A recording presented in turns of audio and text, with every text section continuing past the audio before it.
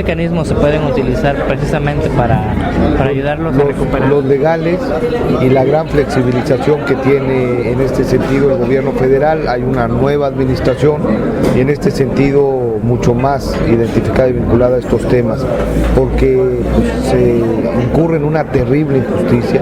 Gente de escasos recursos que de buena fe fue a ahorrar lo que tenía y que de la noche a la mañana se queda sin patrimonio, sin recursos.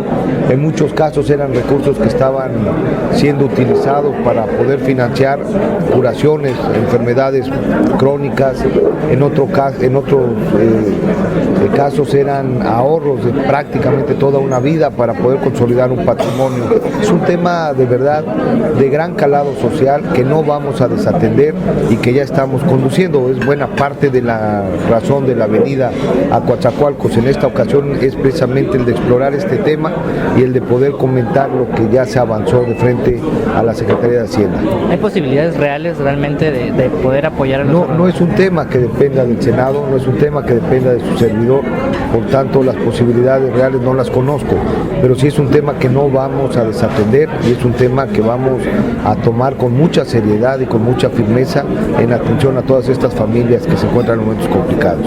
Y ya finalmente, en su aspecto como senador, ¿qué iniciativas, qué propuestas tiene ya en diseño, en el trabajo, en el ámbito legislativo para el Senado de la República? Hay una buena iniciativa y gracias por la pregunta. A lo mejor no es muy de interés de quien nos escucha, pero yo creo que puede tener condiciones favorables en la vida diaria de los mexicanos, pensando siempre en Veracruz, obvio.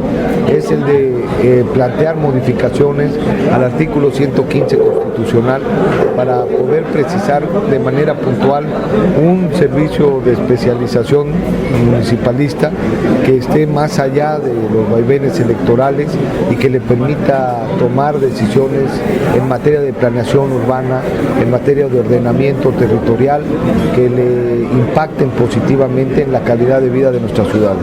¿Esto qué tanto beneficiaría a la población? Pues todo, porque permitiría en este sentido que cualquier posibilidad de desarrollo mobiliario no era acompasado ya de los servicios elementales y en este sentido pues las condiciones de vida en el entorno, la calidad de vida de la gente está mucho en función de ese entorno.